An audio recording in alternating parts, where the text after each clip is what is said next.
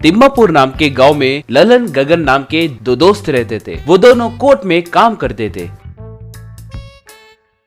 Lalan typist के तौर पर, गगन कोर्ट अटेंडर के तौर पर वहाँ काम करते थे। ललन बहुत ईमानदारी से काम करता था, मगर गगन को पैसों का लालच बहुत था। वो अदालत में आने वाले अमीर लोगों को देखकर रोता रहता था। एक दिन एक अमीर आदमी एक महंगी कार में अदालत को आया। उसे ललन को दिखाते हुए गगन, उसे और उसके कार को देखो रे, उस कार की कीमत कितने करोड़ है पता है क्या तुम्हें? कमीना कहीं का धोखाधड़ी करके बहुत पैसे कमाया, लोगों को टोपी डाल के इतना बड़ा अमीर बना। हम भी उसके जैसे कब अमीर बनेंगे पता नहीं।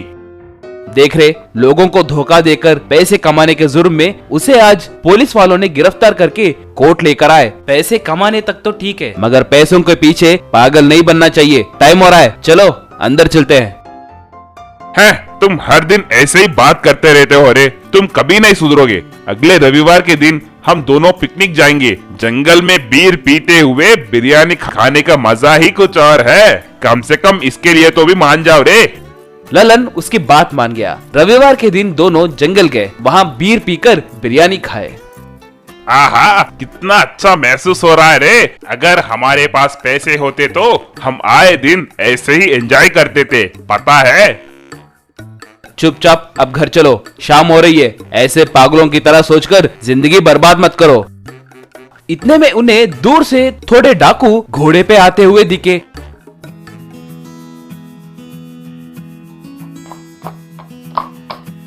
उन्होंने चुपकर देखा कि वो डाकू एक गुफा के अंदर गए और उस गुफा में चोरी किए हुए गहने और पैसे छुपाकर घोड़ों पे लौट गए। बाद में दोनों गुफा के अंदर आकर देखे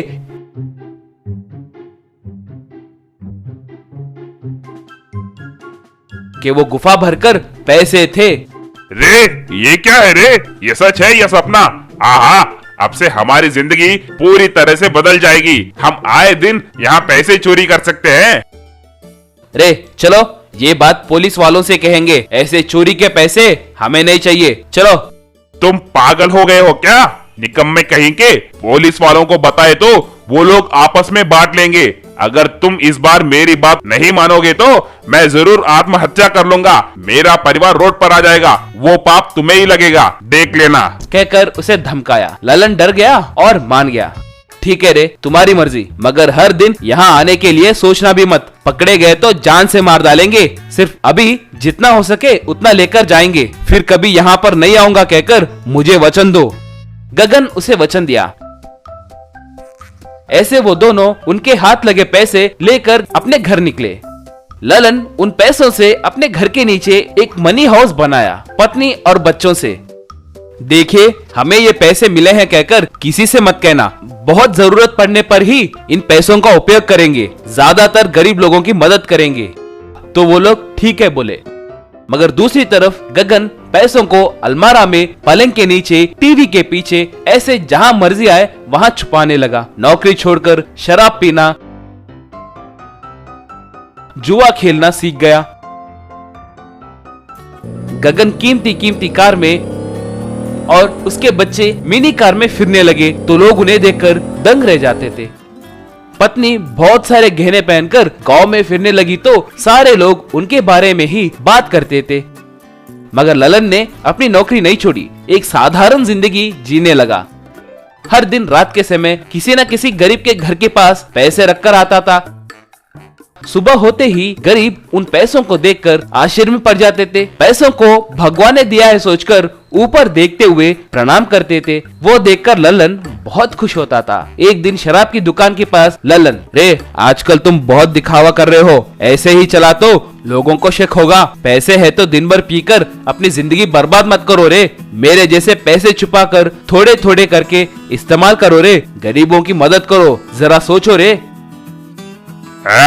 तुम कौन होते हो रे मुझे बताने वाले? तुम्हारे दिन गए। तेरे जैसे गरीब सोच रखने वाले कभी भी जिंदगी का आनंद नहीं ले सकते रे। और ऊपर से गरीब लोगों की मदद करो, नेवर। जाओ जाओ, जाकर अपना काम करो, निकम्मे कहीं के। एक दिन पुलिस और इनकम टैक्स वाले गगन के घर में छापा मारकर गगन के घर से सारे पैसे जब्त कर लिए। बाद में गगन उन्हें चोरों का गुफा दिखाया तो वो वहाँ से भी पैसे जब्त किए। सर मुझे कुछ नहीं पता सर, ये पैसे मुझे इसी गुफा में मिले हैं सर। सिर्फ मैं ही नहीं, वो ललन भी पैसे चुराया है सर, उसके घर में भी सौदा करो सर। तब पुलिस वाले ललन के घर में भी छानबीन करने लगे मगर उन्हें कुछ नहीं मिला। पुलिस वाले गगन को पकड़कर खूब पीटे। क्यों रे नीच कमीने, शराबी कहीं के उस बेचारे गगन के बारे में हमें झूठ बोलेगे क्या? कहकर सब मिलकर उसे मारने लगे और उसे कोर्ट में पेश किए। तमाम गवाहों के बयान के मुताबिक ये साबित होता है कि गगन ने जुर्म किया है। सरकार को सौंपने वाले पैसों का उपयोग करने के लिए इसे कोर्ट 10 साल की सजा सुनाती है। कहकर अपना फैसला सुनाया। पुलिस वाले गगन को जेल में डाले।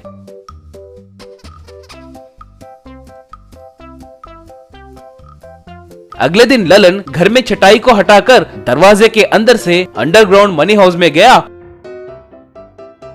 और एक सूटकेस में पैसे भरा।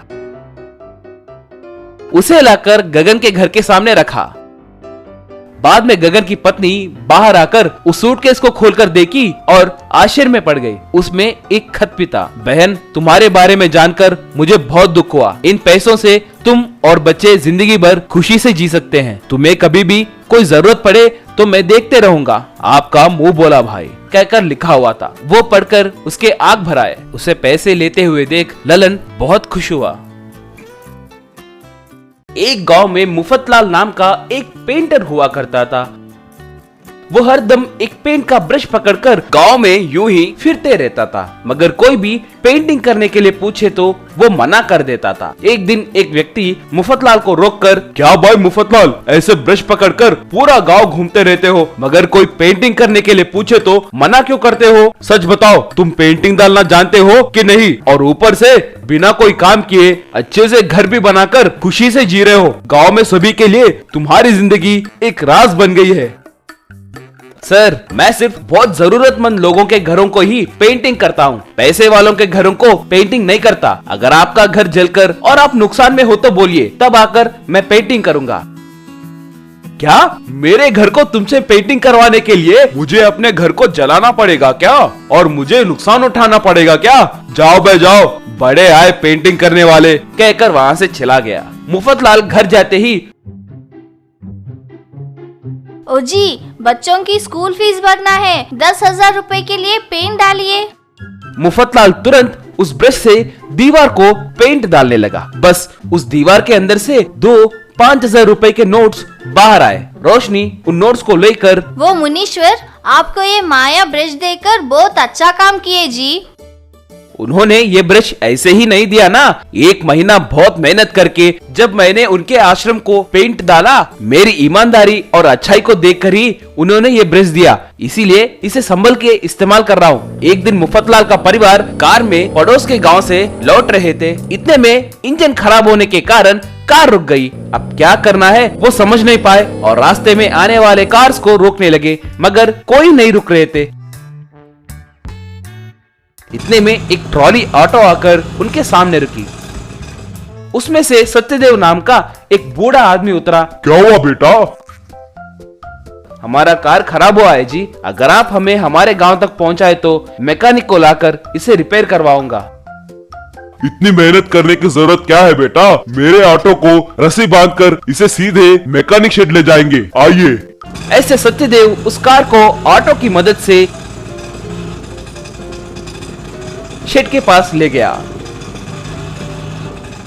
मुफतलाल सत्यदेव को पैसे देने लगा। मैं काम करने के पैसे लेता हूँ बेटा, मगर मदद करने के नहीं, कहकर वहाँ से चला गया। थोड़े दिनों के बाद मुफतलाल को सत्यदेव पैदल चलते हुए दिखा। क्या हुआ दादाजी, आप ऐसे पैदल क्यों चल रहे हैं? आपके ऑटो को क्या हुआ? अब क्या कहूँ बेटा, मैं बहुत कम पैसे लेकर सामान सरफराह करता हूँ कहकर हमारे ऑटो यूनियन प्रेसिडेंट शंकर को मुझ पर बहुत गुस्सा है। आज सुबह उठकर देखा कि मेरा ऑटो पूरा जल गया था। ये जरूर उसी का काम होगा। ऑटो की मरम्मत करवाने जितने पैसे मेरे पास नहीं है, इसीलिए कोई काम ढूंढने के लिए जा रहा हूँ। मुफतलाल को वो सुनकर उस पर बहुत तरस आई। इस दुनिया में अच्छे लोगों के साथ बुराई होता है। दादा, मेरे साथ चलिए, वो दोनों सत्यदेव के घर को गए और वो ऑटो पूरी तरह से जला हुआ था। मफतलाल अपने माया ब्रश को बाहर निकालकर उसको प्रणाम किया और उस ब्रश से ऑटो को पेंट करने लगा। ऐसे वो जहां जहां पेंट डाल रहा था वहां पैसे उगने लगे। सत्यदेव आश्चर्य होकर देखने लगा। आखिर में वो ऑटो एक मनी ऑटो में बदल गया।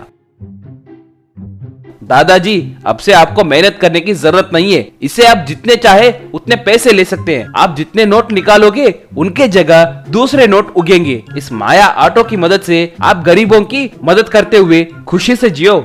सत्यदेव मफतलाल को नमस्कार किया। सत्यदेव उस मनी ऑटो को चलाते हुए गरीबों की बस्ती में गया और ऑटो से नोट निकालकर गरीबों में बांटने लगा और एक अच्छा सा घर बनाकर खुशी से जीने लगा। ये बात ऑटो यूनियन प्रेसिडेंट शंकर को पता चली।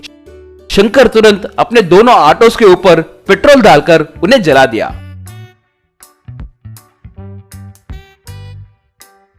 और मफतलाल को बुलाया। मफतलाल जी, मेरे ऑटोस को देखिए, अब मैं कैसे जीऊंगा? मेरा परिवार पूरा रोड पे आ जाएगा। आप कृपा करके इसे अपने माया ब्रश से पेंटिंग कीजिए। आपके आगे हाथ जोड़ता हूँ सर। मुफतलाल अपने ब्रश से ऑटो को पेंट डाला मगर नोट नहीं उगे।